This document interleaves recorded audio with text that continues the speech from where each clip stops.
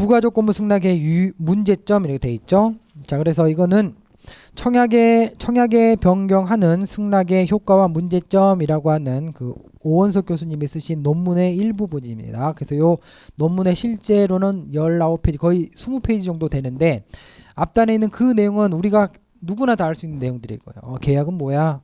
계약이 되려면 청약과 승낙이 있어야 돼. 청락은 이거야. 승낙의 범질은 이거야. 근데 그 승낙의 일부 유효성을 인정하는 게 있어. 대표적으로 부가조건 승낙이 있어. 라고 19조를 가지고 쭉 설명을 해 놔요. 그리고 이제 마지막 정도에 이제 추가적으로 목차로 써놓은 게 뭐냐면 그럼에도 불구하고 부가조건 승낙은 이러한 문제점이 있다. 라고 하는 거예요. 그래서 거래 당사자들이 유의해야 된다는 얘기예요.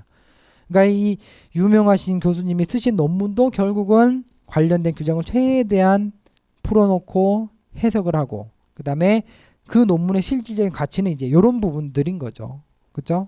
그래서 우리가 만약에 논술형 시험 문제 나온다 하더라도 똑같아. 어렵게 생각하지 말고 우리가 알고 있는 우리가 공부해야 되는 그 본질 규범으로 따지면 그 규범에 대해서 정확하게 쓸 생각을 하는 게 제일 중요한 거고 마지막 단에 어떤 의견을 묻는 문제가 있다라고 하면 최대한 적극적으로 정리를 하거나 아니면 묻지 않는다 하더라도 정확하게 썼다라고 하는 전제하에 마지막에 추가적인 목차 한두 개 집어넣어서 차별화를 시키는 그런 전략으로 가져가셔야 되는 거고 그 내용 중에 하나가 이제 요 파트입니다. 그래서 부가조건부 승낙의 유효성을 묻는 문제는 충분히 나올 수가 있는 거고 거기에 대해서 직접 한계나 문제점을 쓰세요라고 하는 문제가 나올 수 있겠지만 나오지 않는다 하더라도 마지막에 소목차나 또는 결 하나 잡아가지고 이런 내용을 써주시면 되는 거예요.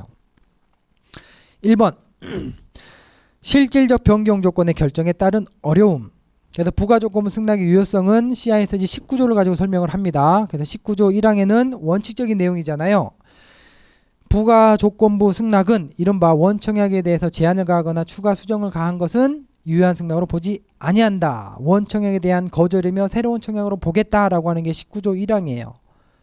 19조 2항은 그럼에도 불구하고 실질적 변경이 아닌 경우에는 유효한 승낙으로 보겠다라고 얘기를 하면서 전제를 다는 거죠. 단 어때요? 청약자가 반대 의사 표시를 하지 않아야 된다라고 하는 거고 만약에 그렇게 됐을 경우에는 마지막에 부가조건의 내용이 계약의 내용이 된다. 거기까지가 19조 2항의 내용이고 19조 3항은 그 실질적 변경에 해당하는 6가지 범위를 규정하고 있습니다. 그래서 우리는 그 6가지까지 정확하게 써줘야 되는 거예요. 그거까지 딱 했다라고 하는 전제하에 첫 번째 한계는 뭐냐?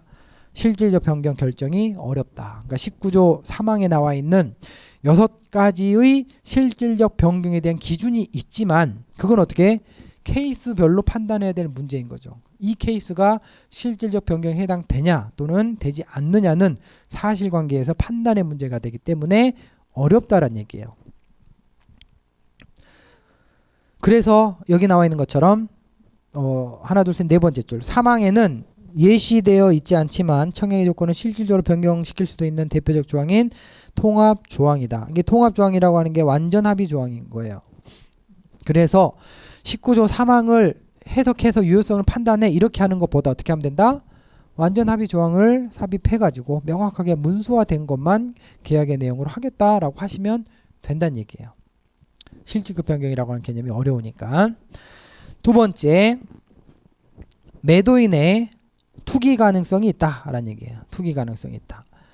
그 말은 뭐냐면 실질적 변경이 아니하면 유효한 승낙이 될 수 있다라고 얘기를 하였죠. 그죠? 그러면 피청약자로부터 오는 그 이른바 부가조건부 승낙을 보고 본인이 스스로 이제 판단을 하는 거예요. 그죠? 이거를 내가 거절을 할까 말까.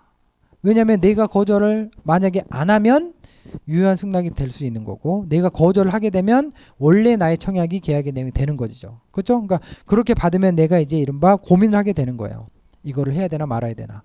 지금 이거 시세가 어떻게 되지? 계속 올라가나 안 올라가나? 이건 계약을 성립하는 게 낫겠다? 파기하는 게 낫겠다? 이런 가능성이 존재하기 때문에 그런 건 역시 한계, 문제점이 될 수 있다라는 내용이 되는 것이고 3번 최후 발포에 대한 유혹입니다. 그래서 결국은 CISG에서는 19조 2항에 따르면 결국 최종적으로 던진 이른바 부가조건부 승낙의 내용이 계약의 내용이 되기 때문에 피청약자는 이른바 승낙을 하고자 하는 자는 그냥 절대적으로 동의하지 아니하고 뭔가 내가 한두 개 더 덧붙여 가지고 나의 조건이 최종적인 계약의 조건이 됐으면 하는 그런 유혹을 느낄 수 있다는 얘기예요.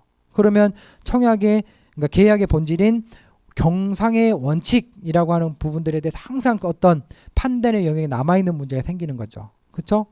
그 판단의 영역이라고 하는 거는 그 승낙이 과연 유효하냐 유효하지 아니하냐라는 문제가 되는 것이고, 그렇죠? 그래서 1번, 2번, 3번의 내용은 결국은 다 동일한 거잖아요. 그러니까 19조 1항, 2항, 3항을 정확하게 이해했니?